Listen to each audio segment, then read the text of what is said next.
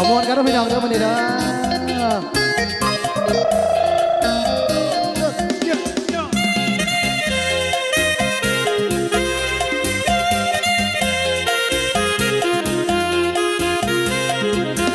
ห่วงหาควันยืนทุกวันคืนหัวใจสูบตรงคิดถึงสาวท่า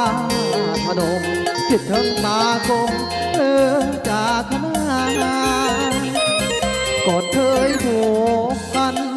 ร่วมกันละครั้งหนึ่งผ่านมาเข้าไป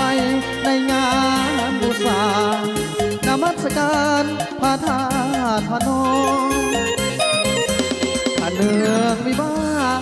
ยหัวใจขะนึงบ่สาวคิดถึงใบหน้านงเยาว์คิดถึงภาพเก่าที่เคยสุขสมคิดหอดเอาหลังเมื่อครั้งเขาเคยเที่ยวโซคิดถึงหน้าตากบกบไหวถาดพนมในคืนวันเพ็ญยืนอยู่แคมป์พอเลี้ยวมองไปฟ้าฝั่งขวาหัวใจอ้ายยังมนหัวคิดถึงดอกบัวที่ผมมาเล่นอยากจะไปหาน้องแก้วตาด้วยตัวอ้ายเองคิดถึงมาคืนวันเองใจหอนเฮง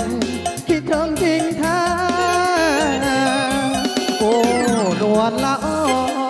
ลืมแล้วบ่เมื่อครั้งผ่านมาหากน้องเจ้าบ่ลืมลานัดนี้นามายามอ้ายแน่มือบุญธาตุหลวงเสิร์ฟพุ่มพวงไปห่วมแท้แท้จะพาน้องแม่ยอดสีแท้จะพาน้องแท้อยู่บนธาตุหลวงเอาเกี่ยวพี่น้องเกี่ยวเด้อเกี่ยวเด้อเนาะ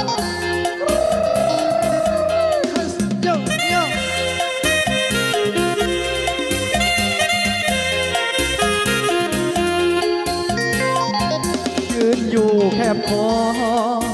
เลี้ยวมองไปฟ้าฝั่งขวา